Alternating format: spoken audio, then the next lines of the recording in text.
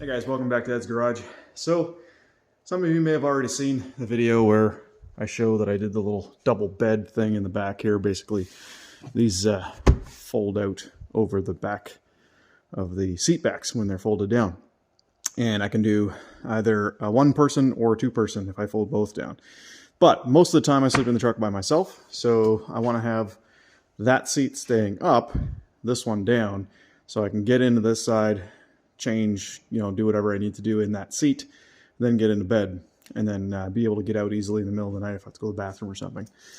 So I wanted a mattress that fit in here perfectly, but up at this side here, I actually wanted it to be wide as well for my upper body. So what I've done is I've taken this twin mattress here, this double bed, and I've gone ahead and cut out a section.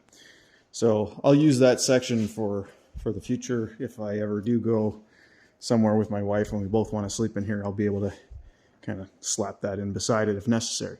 But this mattress, after slicing it, you'll notice it's got quilting on both the top and bottom. And the mattress itself is quite thick. That's the other reason I wanted to use this mattress, because it was very thick. And I've been finding that if I don't have that mattress, that nice thick mattress, it's just, I wake up in the morning and I'm sore. So this will allow me to get a little bit better night's sleep.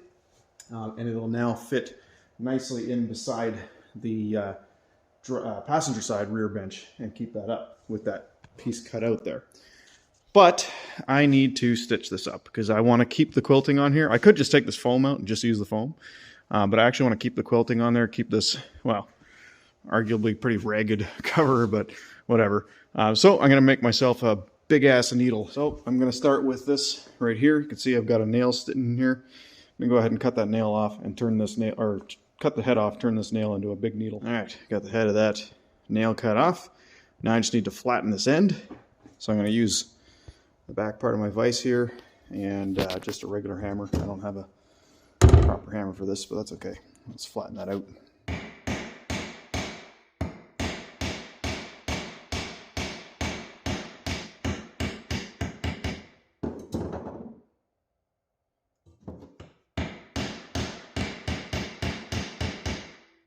All right, as you can see, I now have a nice flat spot there.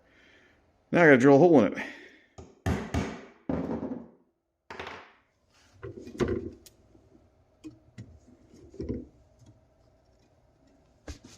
All right, I've gone ahead, put a little pilot hole in there. I'm gonna go a little bigger now.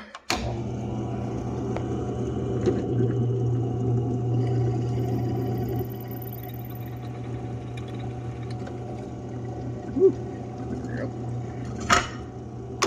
Yep, should have clamped that down. All right, my rudimentary needle here. Grind it down a little bit.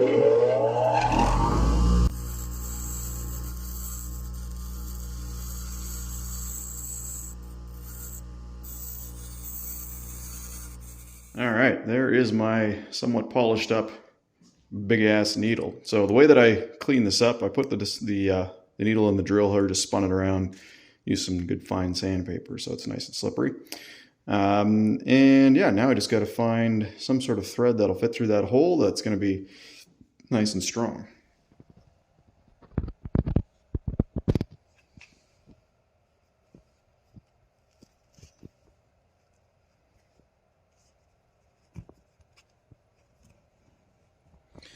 Now, you can be as industrious as you want here, of course. I'm going for something that's temporary for now, but will suffice just to kind of keep this thing held together. But obviously, I could have covered this up and actually stitched it properly. But I found some of this nice sisal rope. This will do just nicely, just fine.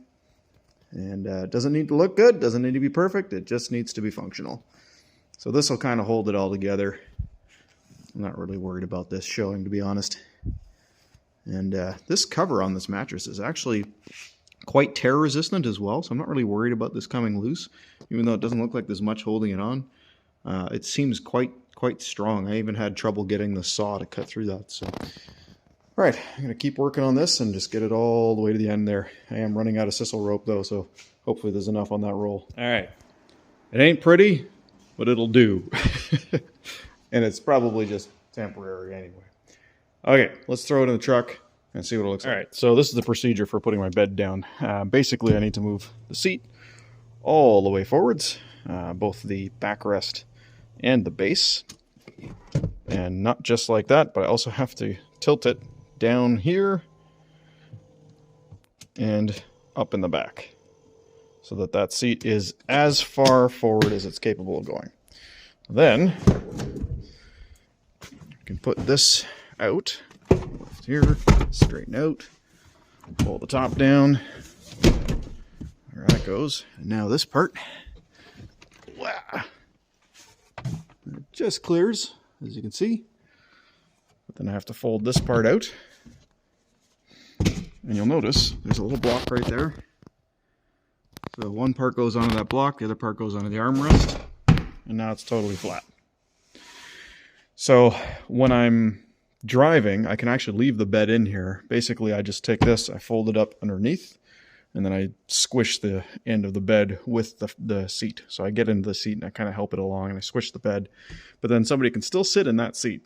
And of course the passenger seat. And that's what that looks like. So seat's all the way back where I need it. This is pretty soft, so it's not like pushing on this very hard. And then, yeah, the bed, as you can see, is just kind of folded underneath itself here. And then I still have basically all this room I can use for storage. And this works for several days. By the way, guys, in case you're wondering what's going on here, I used to have screens here and they were both broken, so I pulled them out. And I'm just still trying to figure out what to put in there. So if you have any suggestions, let me know. I can 3D print things that fit in here. I'm thinking maybe some USB ports, maybe a little bit of storage, something like that. So if you have any ideas, let me know.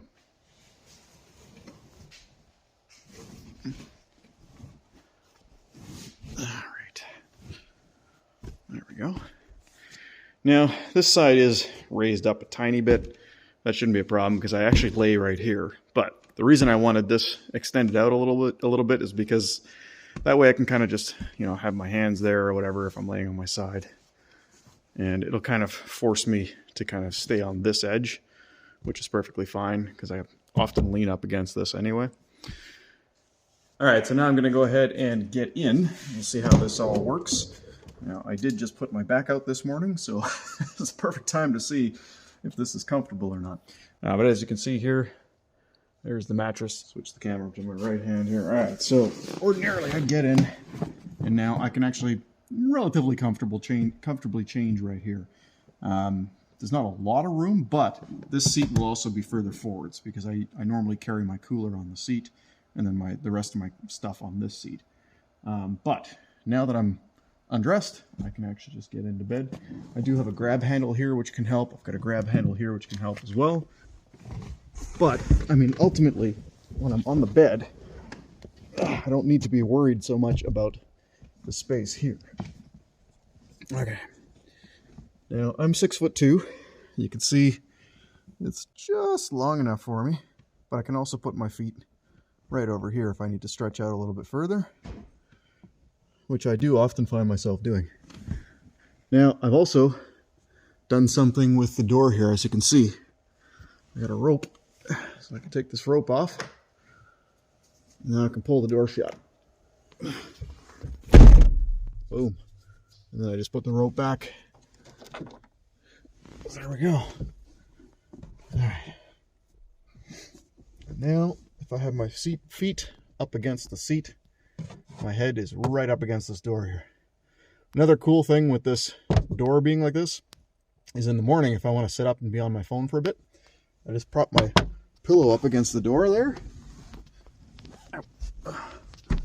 And then I can actually just bonk my head and everything. Now I can kind of sit up. That's pretty comfortable. So yeah, I think this will work. In the future, I may cut this off. It depends, like the rest of this mattress. Kind of depends on how this goes on my first trip. We'll see if it works out. By the way, if you're wondering how I get out in an emergency, obviously I have the side doors, but if it's easier to get out the back door, I can do that as well. Check out my other videos. I'll try to put a link, if I remember correctly, in the description below as to how to do this. As you can see, I've 3D printed a little knob here, and I actually ran a bar down onto the mechanism. So if I press that, I can actually open up the door from the inside. And that is not something you can normally do with the H3. And then, of course, I can catch it to open it slowly with the rope.